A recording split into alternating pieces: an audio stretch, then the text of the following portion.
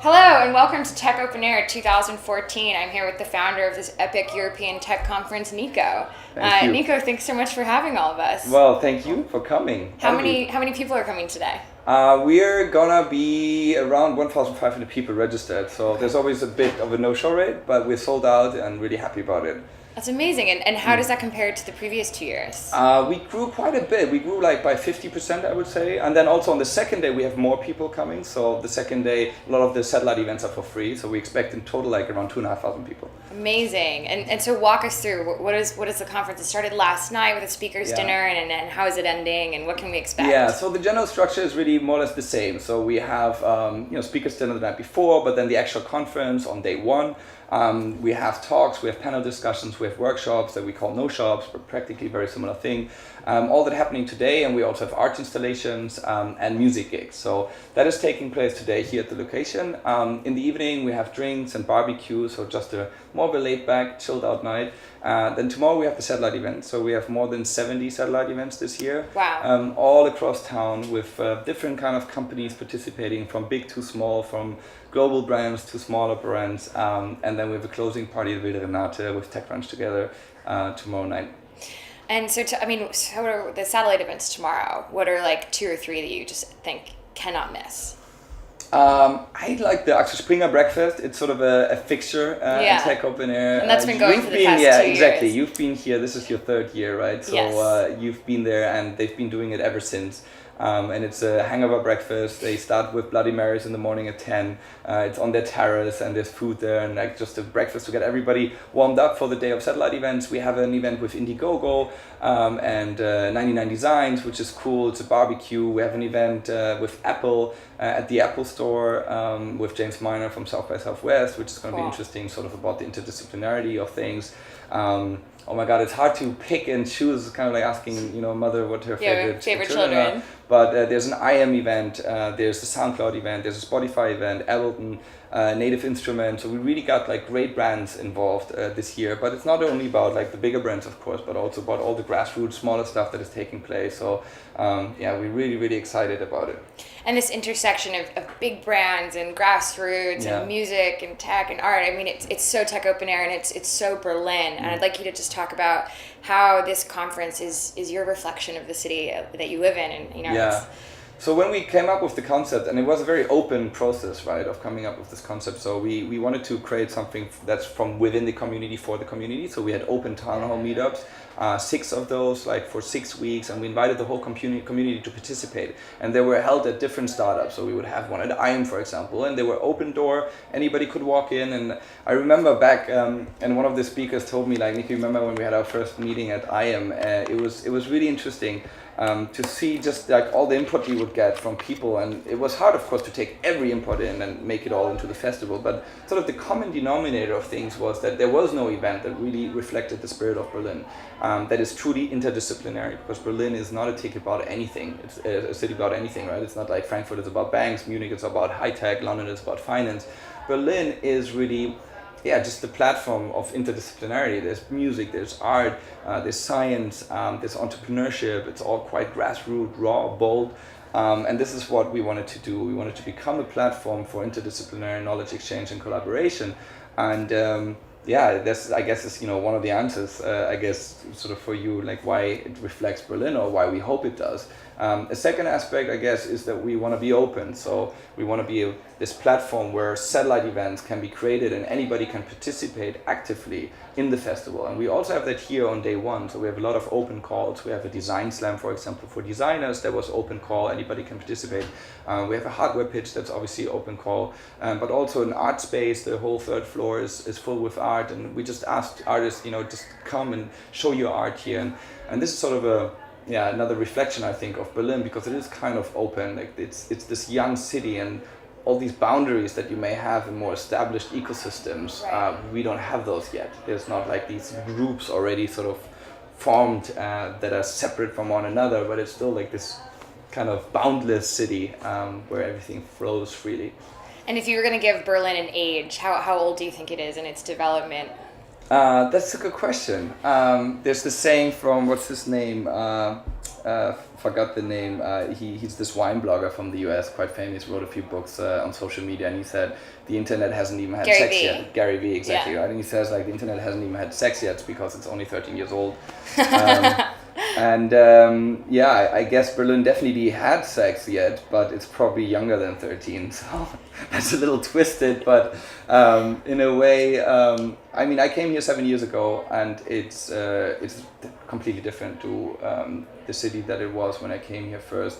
I actually came here first in 1997 or something, so 7 years or 8 years after the wall came down, and back then it was again so different to when I came here 7 years ago. So it's changing drastically, really, really fast paced, the change. I think it's exciting. I think there's really an exciting time to be in Berlin still. Some people obviously think, oh, maybe it's already too commercial and it has changed too much. But I don't think so. There's still so many neighborhoods to discover. Absolutely. And how do you think Tech Open Air has been a part of that change and a catalyst for the growth, particularly in the tech sector? I don't think so, to be honest. No. I think we are maybe more a reflection of it than a driving force in it. But bringing people here, surely that's going to call a lot of attention to the scene and what's going on. We hope that it has some form of impact, right? But I think that the scene is really growing very fast by itself. Also, people ask, what is the government doing? The government is doing a few very good things. But I do think also that this growth is really grassroots, and it is, I guess, the key reasons why people come to Berlin to build a company are still the same that we had like 6 years ago, which is it's very, very cheap, or I wouldn't say cheap, but much less expensive than other capitals, especially here in Europe. It is centrally located. People speak English, so those are kind of very soft factors, but I think those are really the driving forces for companies to come here. It's kind of a domino effect, right? The more companies come, especially from outside Germany and outside Europe, it's word of mouth, more and more companies want to be here. So it's really accelerated a lot over the last 2-3 years. Absolutely. And so we're in this room, which is not really representative of the rest of the conference. Yeah. I've noticed, you have nature pouring in from all sides. I'd like to just hear a little bit about the design thinking that went into Tech Open Air. Yeah, so the last 2 years, as you know, we were at Katerholzig, which is was this beautiful place where a lot of the work had already been done. We were just renting, right? And we didn't even add much of our own flavor to it because I don't think it was necessarily needed. It was this beautifully thought out place with all the art already there and great installations and all these things. Katerholzig closed down, so we had to find a new location, and it was really difficult to find anything that could represent it. And I think there's no real substitute for it at all. But we found this factory, and we just loved it because it was raw. It was still unknown, and it allowed us to be creative ourselves and really try to design it as much as we can. So again, it was open call, so we had a lot of artists participate in this. A few things that we really liked is, the nature aspect of it. It's quite green. We have TP tents also where people can hang out. It's still close to the river. A lot of work obviously went into it. Huge thanks to the whole production team. They worked really, really hard. It was much more work actually than the last years because of that. Because last year's, everything was there. The toilets were there, the kitchen, the energy, like the grid, electronic grid. All these things were in place. This time, a lot of it, almost all of it, had to be built. And how has your team grown over the past 3 years? We don't actually work on this full time all year round. So it's really just 2-3 people working on it full time all year round, and not even only on that. So we do our other sort of pet and side projects. But then for 2-3 months before the actual event, we built a bigger team, and that team grew by like 100%. So last year we were 11, this year we were like 25 people in the core team, working on it for 2.5 months. But then if you, I guess, count the volunteers and production side of it, it's more than 100 people. So, but that's just for like basically the last final days, right? For like bump in, build up, build down. But it's exciting to see also that so many people are involved, and I'm so grateful and humbled by the fact that so many people volunteer for this. It's incredible, not just even for the 2 days, but we've had people, Vishal from India, who came and volunteered for like the last 2-3 weeks, and he had already bought a ticket. And he said, oh, by the way, if you guys need help, I can come to Berlin early and just help you guys. I love this. And we had a few people like that, Carolina, who worked like that. So this is awesome, and it couldn't really be done at this stage without it also. Right. But yeah, thank God there's people that help us. And so speaking of the people, who are the attendees at this conference? How would you describe them and where are they coming from? I would say it's probably like 50% tech startup background, and the remaining 50% is divided into music, art, science, and sort of general ecosystem, corporate agencies, consulting agencies, these kind of businesses. And I mean, our wish is that we will have even more people from the outside tech world join the conference at one point. So we see technology really as a common denominator for change, for transformation in all angles of society, right? So technology transforms and disrupts just everything. And we want to be this platform for dialogue between these disciplines and collaboration. And for that, it's obviously important that it's not just reflected on stage, that we have an international set of speakers that come from different parts. And this year, the program got much more interdisciplinary. So we have much more art, music, and science people on stage. But also at one point in the community, in the attendees. And but that's a long process because we're from the startup, from the tech world, of course, from the ecosystem. So yeah, most of them, I guess, are still in that scene. And for the speakers, someone told me last night there's a guy here that's building robots that kill insects or something along the lines. Robots that kill insects. Who are some of the awesome speakers that you're excited about? Yeah, there's so many, but we're excited about, we have a great hardware lineup this year, also thanks to our partner, Mini, who are our patron partner this year, and they're building great stuff, most likely going to launch an accelerator now in New York. And they helped us bring great guys over from the US, for example, so from Highway 1 Accelerator, hardware, incubator and accelerator. We have the founder, Aidan Cohen from Boxy, for example, that sold the company to Samsung. We have from NYU Hardware Accelerator, Micah here.